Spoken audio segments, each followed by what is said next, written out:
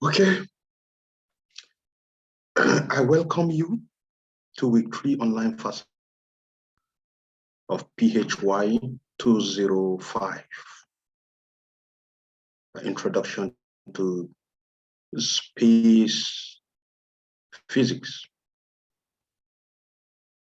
My name is Dr. Cyril Guazafwe, an Associate Professor of Applied Geophysics. This week, we are going to look at the Module 2, the Atmospheric Science and the Environment. Okay. Week 1 and week 2, we saw how we introduce astronomy and astrophysics.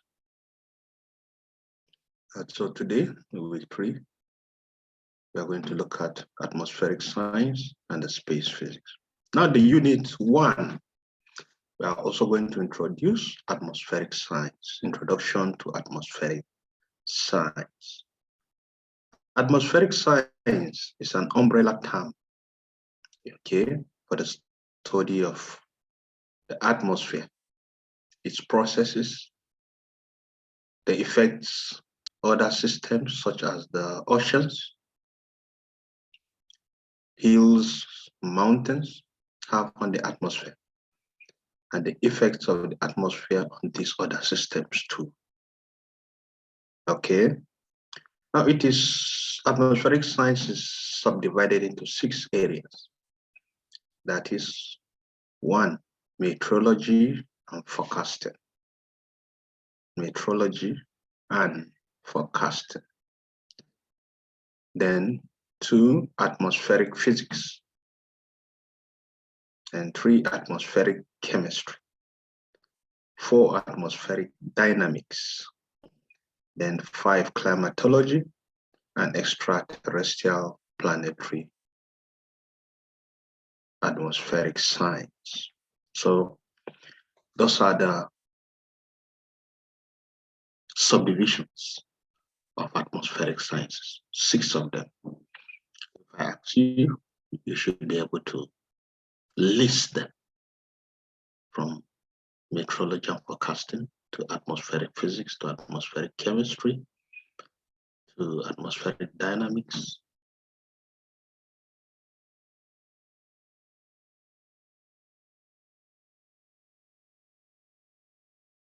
climatology,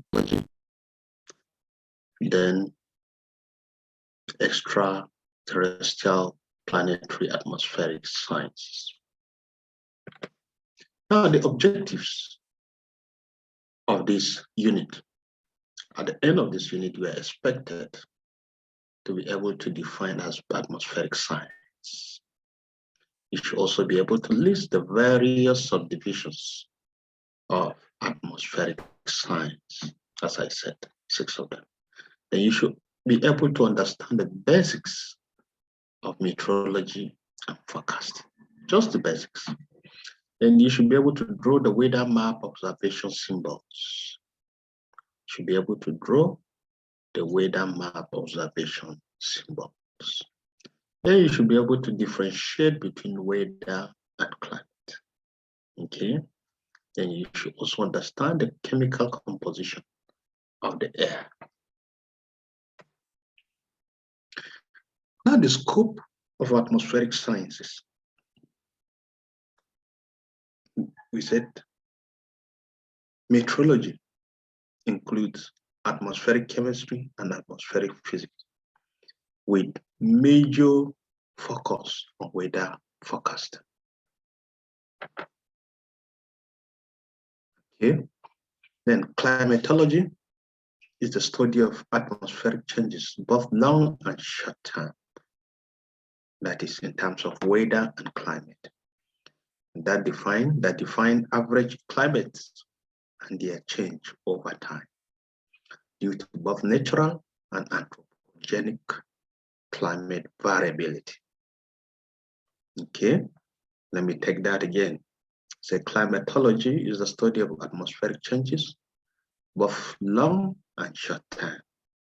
that define average climate and their change over time due to both natural and anthropogenic climate variability. Then aeronomy is the study of the upper layers of the atmosphere, where dissociation and ionization are important. Aeronomy is the study of the upper layers of the atmosphere, where dissociation and ionization are important. Atmospheric science has been extended to the field of planetary science and the study of the atmospheres of the planets of the solar system.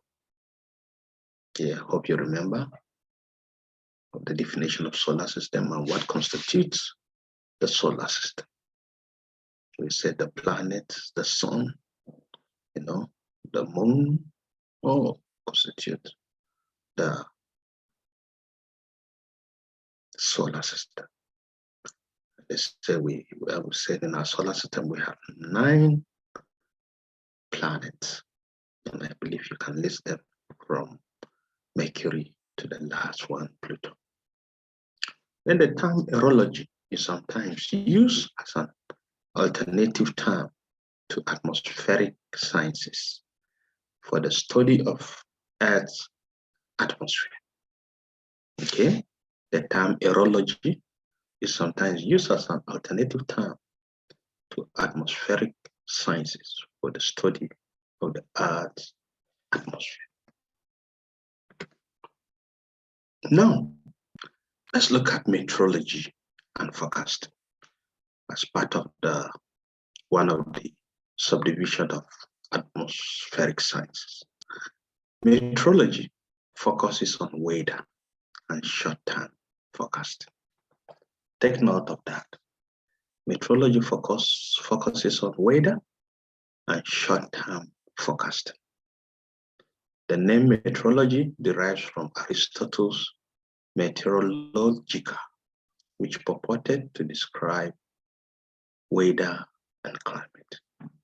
Okay, the term meteor referred to things that fell from the sky or were found in the sky, and the Greek word meteoros meant high in the air, or raised, lofty, and alteration. Okay, meteorology and climatology are rooted in different parent disciplines, the former in physics and the latter in physical geography. Okay. Meteorology is more connected to physics, while climatology more connected to physical geography. Okay. They have, in effect, become interwoven to form a single discipline known as the atmospheric sciences, which is devoted to the understanding and prediction of the evolution of the planetary atmospheres and a broad range of phenomena that occur within them.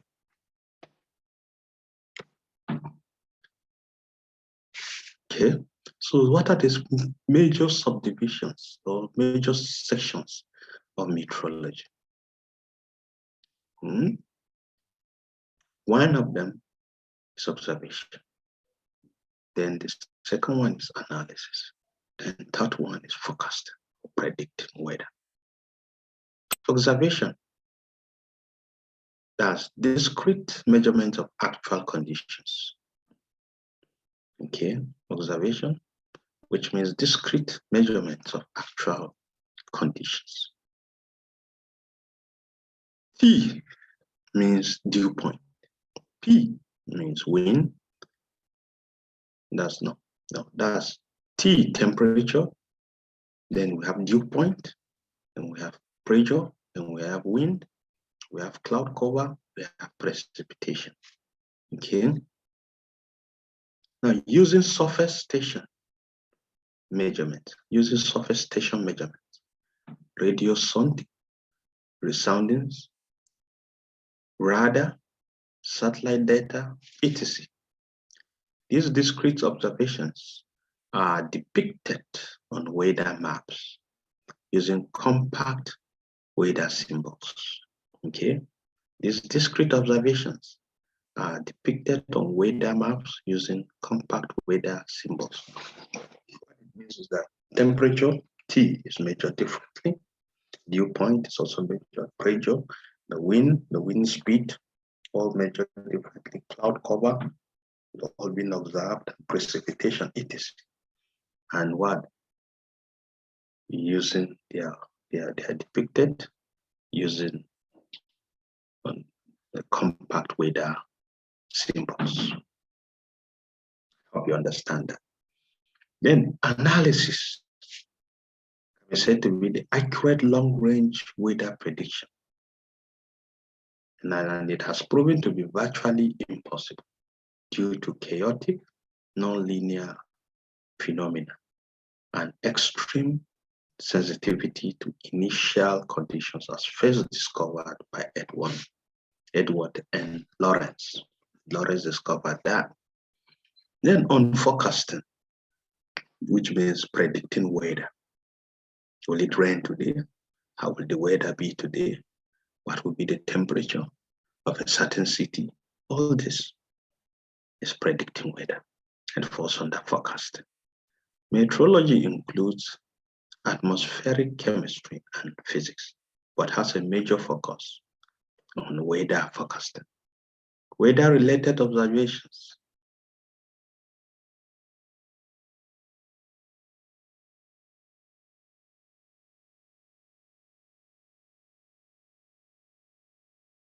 made upper air stations using radio sondes, radio wind sondes, and rocket sondes. Ground-based weather surveillance and radar, WSR, weather surveillance radar. We should be able to understand and remember these three major sections of meteorology as observation, analysis, then forecasting. Hope you will not forget that. Now, these are the symbols, the weather map observation symbols. The weather map observation symbols. In addition to temperature, which is measured in degrees Celsius, dew point in degrees Celsius, wind bar, that is the wind speed and wind direction, sky cloud cover, and pressure or pressure height indicators. Weather map observation may include some of the following commonly used symbols shown in the attached figure. Now let's look at the figure we have here. Okay, we can see the first one. We see 2 dots. Then we have 3 dots. Then we have 4 dots. Now, those dots actually means rain. Now, if it means the rain is light, and 3 dots means the rain is moderate, right? And then 4 dots means the rain is heavy. Okay, so don't forget that 2 dots actually means what? Rain. So if it is 2 dots, it means light rain. It is 3 dots, it means moderate rain.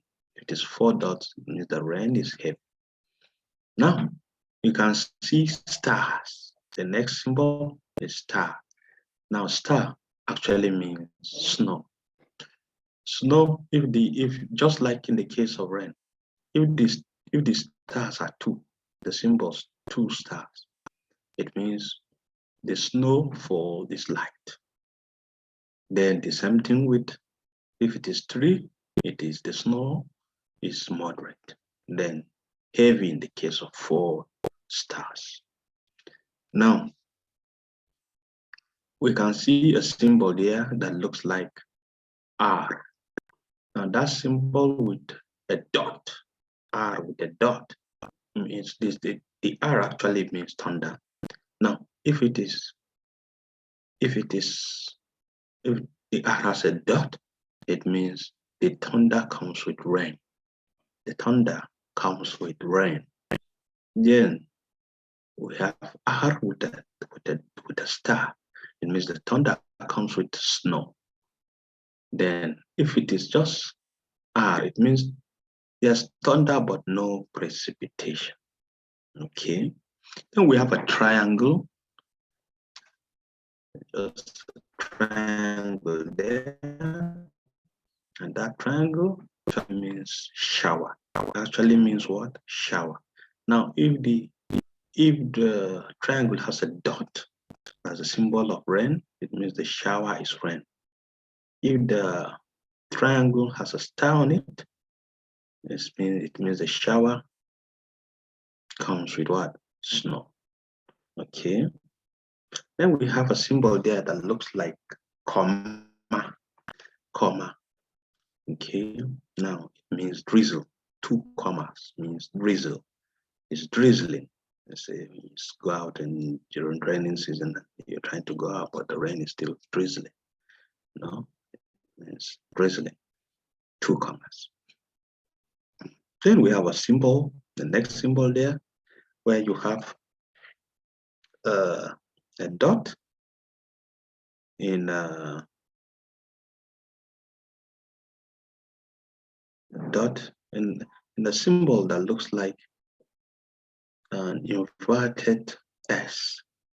You know, that symbol actually means freezing rain. And then when you have a comma, it means freezing drizzle. Okay, then we'll go and see a triangle. This time, and it looks like an equilateral triangle there with a dot inside. It means ice pellet / sleet.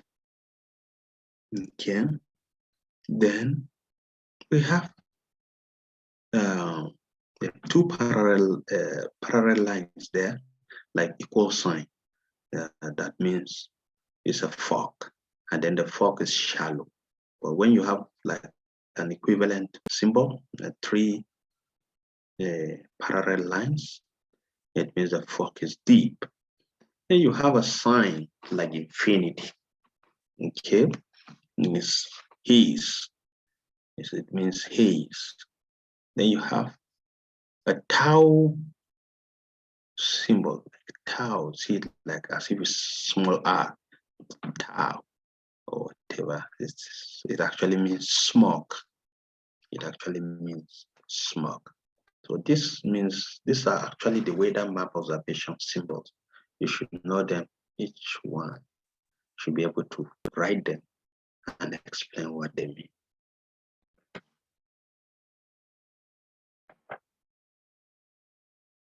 Okay.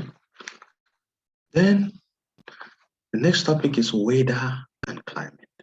You know, sometimes people misunderstand the difference between weather and climate. Now, weather describes the simultaneous state of a certain atmospheric conditions and phenomena in the Earth's troposphere: temperature, humidity or moisture, precipitation, cloud pattern, fog, wind velocity, barometric pressure, etc. at a given place over broad areas of the earth and at a given time or on a day-to-day basis or with time scales of at most a few weeks. So it's a condition of a place over a short period of time. Okay. Now, when such a collection of weather elements is part of an interrelated physical structure of the atmosphere, it is termed a weather system. Okay. So when you are asked what is a weather system, you say it's the collection of weather elements in part of an interrelated physical structure of the atmosphere. Okay. And it includes phenomena at all elevations above the ground. In contrast, such atmospheric phenomena on much longer timescales are described by climate.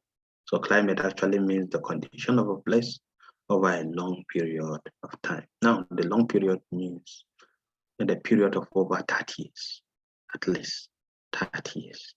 You know, weather is just a few weeks, you know.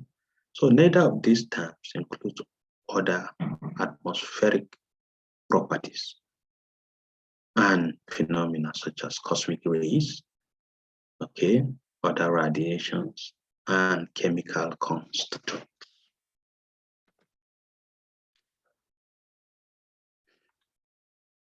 Climate refers to the average daily and seasonal conditions,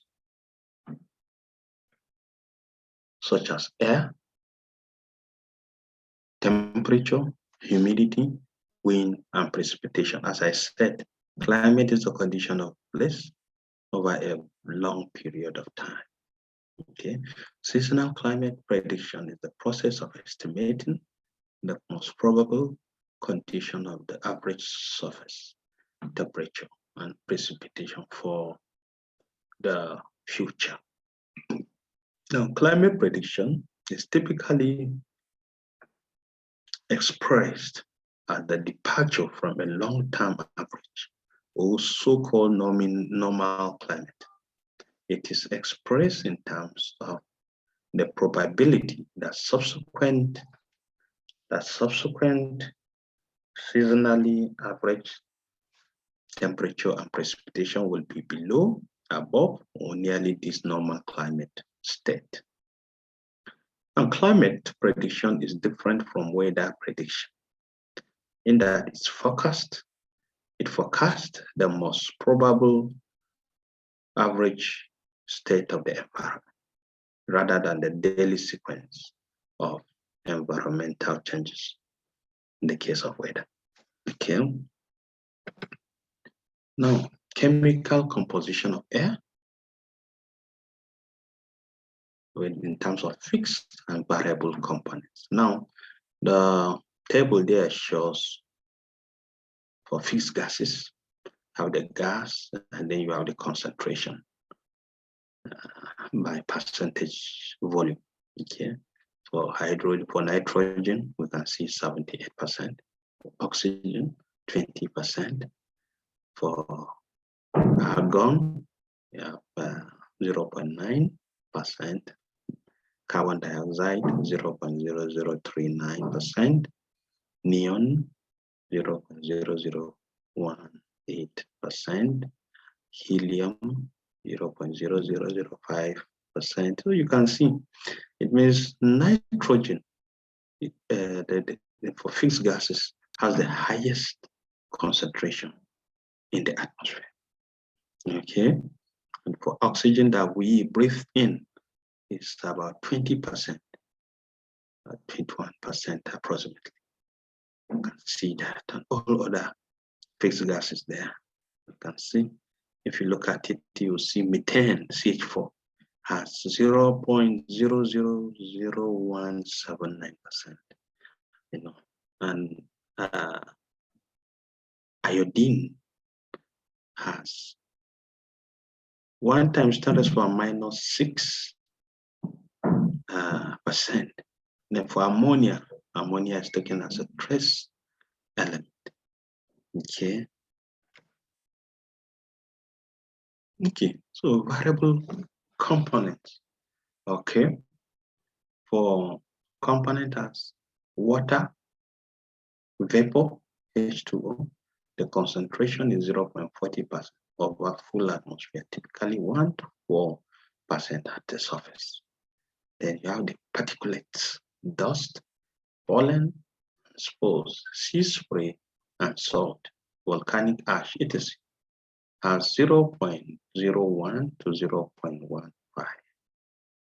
Okay, in terms of volume, ppmv. Now, chlorofluorocarbons, CFCs, has 0.0002 ppmv. Okay, so this is your self-assessment exercise. You are to list and explain the major subdivisions of atmospheric sciences. List and explain the major subdivisions of atmospheric sciences. Conclusion. In this unit, as a way of introduction, you have learned the basics of atmospheric science, focusing more on meteorology and forecasting. Okay, and I believe you should be able to differentiate between meteorology and forecasting.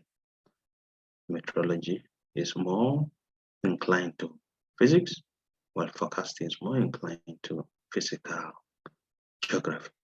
Now you should be able to also know and list the 6 subdivisions of the atmospheric science. Okay. Now, in summary, in summary, in this unit, you have learned that atmospheric sciences is an umbrella term for the study of the atmosphere, its processes, the effects other systems such as the oceans have on the atmosphere, and the effects of the atmosphere on these other systems. Metrology includes atmospheric chemistry and atmospheric physics, with a major focus on weather forecasting. Climatology is the study of the atmospheric changes, both long and short term, that define average climate and their change over time due to both natural and anthropogenic climate variability. Okay, all these things we did. And then we define aeronomy, aerology, and the rest. Also, say major subdivision of atmospheric sciences are meteorology and forecasting, atmospheric physics, atmospheric chemistry, atmospheric dynamics, climatology, and extraterrestrial planetary atmospheric science. Okay, so in Unit 2, under Module 2, we are looking at the structure of the atmosphere. Structure of the atmosphere. Now, in introduction, the atmosphere is a mixture of gases surrounding any celestial object that has a gravitational field strong enough to prevent the gases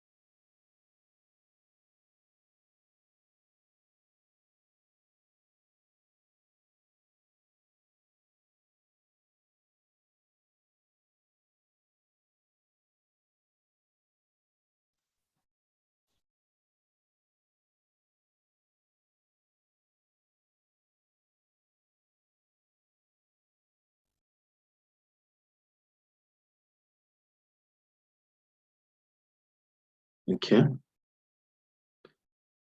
The principal constituents of the atmosphere of the Earth are nitrogen, 78%, and oxygen, 21%. You know, we did that in the table above. Now, the atmospheric gases in the remaining 1% are argon, 0.9%,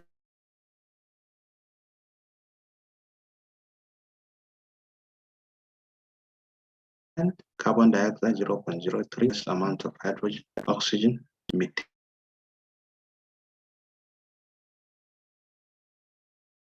Carbon monoxide.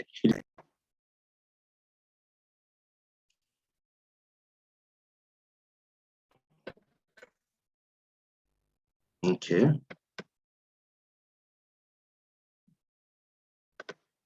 Now the objectives of this unit. At the end of this unit, you should be able to list and explain the atmospheric layers. Okay, there are layers, atmospheric layers, so you should be able to list and explain them, which we will see soon. Then you should be able to define the Hartley cell, Ferrel cell, and the polar cell. You should also be able to define atmospheric pressure. You should be able to differentiate between convergence and divergence inflow. of air molecules. And you should be able to explain fronts and their relation to baroclinic waves. So atmospheric layers in relation to temperature. Below is the atmospheric layers listed beginning with the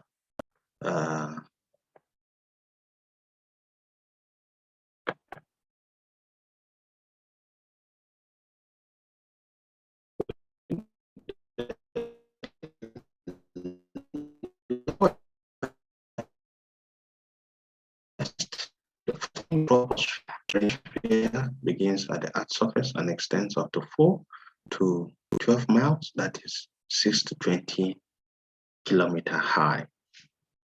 This is where we live. We live on the troposphere. As the density of the gases in this layer decreases with height, the air becomes thinner. Okay, take note of that. As the density of the gases in this layer decreases with height, the air becomes thinner. Therefore, the temperature in the troposphere also decreases with height. Now, as you climb higher, the temperature drops from about 62 degrees Fahrenheit, which is equivalent to 17 degrees Celsius, to minus 60 degrees Fahrenheit, which is equivalent to minus 51 degrees Celsius. The stratosphere ranges from 20 kilometers to about 50 to 55 kilometers above the Earth's surface. The stratosphere extends from the tropopause up to 31 miles above the Earth's surface. Okay, this layer holds 19% of the atmosphere's gases, but very little water vapor. Temperature increases with height. As radiation increases, increasingly absorbed by oxygen molecules, leading to the formation of the ozone. Okay, let me take that again. Temperature increases with height. As radiation is increasingly absorbed by oxygen molecules, leading to the formation of ozone. Now the temperature rises from an average minus 76 degrees Fahrenheit at tropopause to a maximum of about 5 degrees Fahrenheit at the stratopause due to this absorption of ultraviolet radiation. Hope you're understanding the different layers of the atmosphere as it relates to temperature. The mesosphere extends from the stratosphere to about 53 miles, that is 85 kilometers above the Earth. The gases, including the oxygen molecules, continue to become thinner and thinner with height. As such, the effect of the warming by ultraviolet radiation also becomes less and less, leading to a decrease in temperature with height. Now, on average, temperature decreases from about 5 degrees Fahrenheit to about minus 18 degrees, 184 degrees Fahrenheit at the mesopause. However, the gases in the mesosphere are still thick enough to slow down meteorites hurtling into the atmosphere, where they burn up, leaving fairy trails in the night sky. Thermosphere. Thermosphere extends from 80 to 85 kilometers to about 690 kilometers above the Earth. This layer is known as the upper atmosphere. The gases of the thermosphere are increasingly thinner than in the mesosphere. As such, incoming high energy ultraviolet and X-ray radiation from the sun absorbed by the molecules in this layer causes a large temperature increase. Because of this absorption, the temperature increases with height and can reach as high as 2000 degrees Celsius near the top of this layer. However, despite the high temperature, this layer of the atmosphere will still feel very cool to our skin because of the extremely thin air. The total amount of energy from the very few molecules in this layer is not enough to heat our skin. Exosphere extends from 690 kilometers to 10,000 kilometers above the Earth. The exosphere is the outermost layer of the atmosphere. In this layer, atoms and molecules escape into space and satellites orbit the Earth. That's the exosphere. Now, global air circulations and winds. Although many regions have spatial winds of their own, partially discussed below, there are certain generalizations that can be made about global wind patterns. Such discussion invariably starts with an idealized model of an ocean planet having no land surfaces and with rotation in the same direction of the Earth, but with no rotational axis, tilt with respect to the sun. Types of global air circulation. One is the Hartley scale. They are low altitude air movement toward the equator that with heating rises vertically with poleward movement in the upper atmosphere. This forms a convection cell that dominates tropical and subtropical climates. Then the second one is the Ferrel cell. It's a mid-latitude mean atmospheric circulation cell for weather named by William Ferrel in the 19th century. In this cell, the air flows poleward and eastward near the surface and equatorward and westward at higher levels. Then we have the polar cell. Air rises, diverges, and travels towards the poles at about 60 degrees. Once over the poles, the air converges aloft and sinks, forming the polar surface ice. Okay, so that is the three major types of global air circulation. Now, atmospheric pressure. Air is held to the earth by gravity, as I said. Now, this strong invisible force pulls the air downward, giving air molecules weight. You know, as Albert Einstein said, massive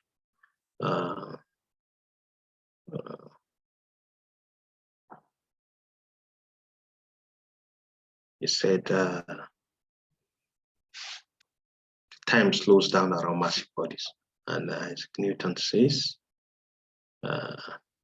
small objects are attracted by more heavier objects. Okay, the weight of the air molecules extends a force upon the earth and everything on it.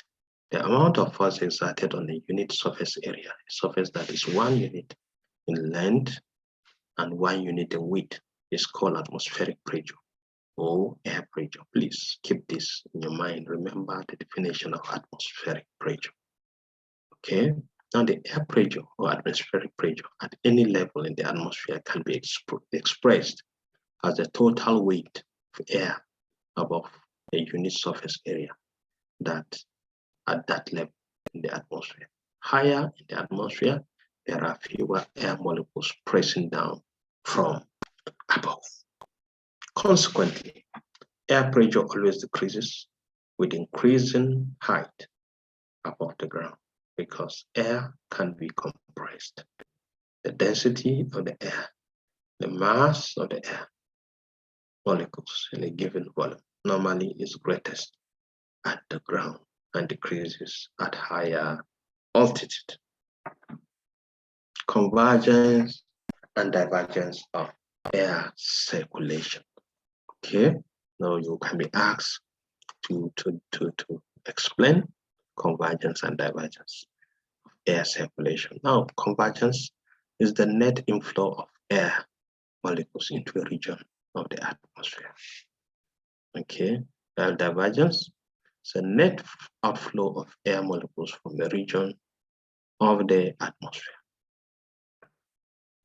A high surface pressure develops under a region of maximum convergence aloft. A low surface pressure develops under a region of maximum divergence aloft. In general, rising air motion is associated with decreasing low pressure, at least at the surface. Adiabatic cooling, increasing relative humidity, condensation, clouds, and precipitation. In contrast, sinking air motion is associated with increasing high pressure at the surface. Adiabatic warming, decreasing relative humidity, and relatively clear skies.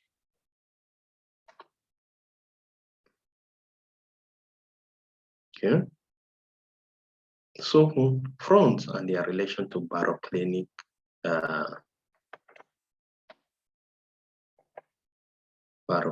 waves. A front is the warm edge of a zone of strong temperature contrast. Other sources define a front as the transition zone between or boundary separation between two air masses of different densities. Cold air always underlies warmer air due to its greater density. Apparently, fronts are weather phenomena at and near the surface. Cold front. The cold front has a symbol, if you see, a symbol that looks like triangle, triangle, triangle, blue triangle in a black background. That's the symbol of cold front.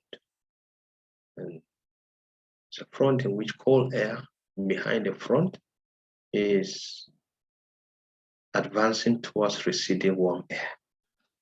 Okay. Then we have a warm front. You can see colored in red in a black background as a symbol. And the warm front moves towards and over colder and over to colder air, retreating from warm air behind it. Okay. The interface between the warm front and the cold air, it is overriding, has a more gradual slope along which the warm air gradually rises, causing more horizontally widespread cloud formation and precipitation. Okay, the occluded front, we have the cold front, warm front, now the occluded front. It has the symbol of purple, you can see the purple there, triangle like a circle followed by a triangle like a circle on a white background. There's one which the cold air front has caught up with and partly overriding the warm front, forcing warm air around.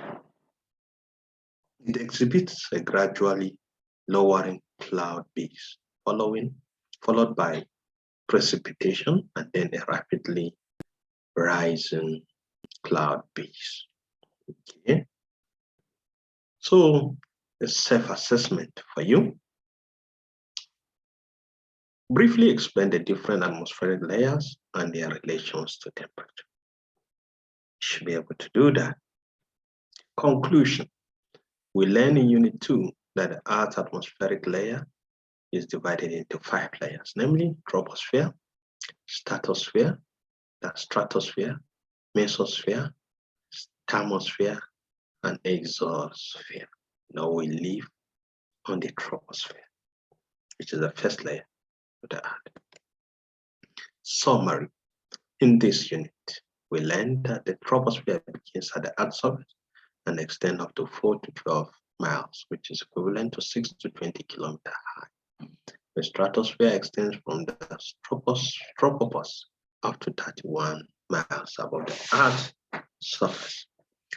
We also learned that the mesosphere extends from tropopause to about 53 miles, that's 85 kilometers above the Earth, including the oxygen molecules, which includes the oxygen molecules continue to become thinner and thinner with height. Okay, then we also said there are different types of wind circulation, and this includes Hartley cell, Ferrel cell, and the polar cell. Then we have the convergence, which we said is associated, is a net inflow of air molecules into a region of the atmosphere. And the divergence, the net outflow of air molecules from a region of the atmosphere.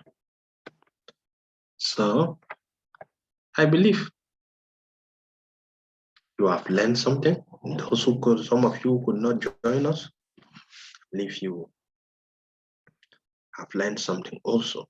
Subsequently, I'll be sending you the links to your emails so that you'll be joining the live online facilitation. So see you next week. I'll send the link to you and the date of the online facilitation. So wish you all the best and make sure you read everything we discussed. See you next week. Thank you.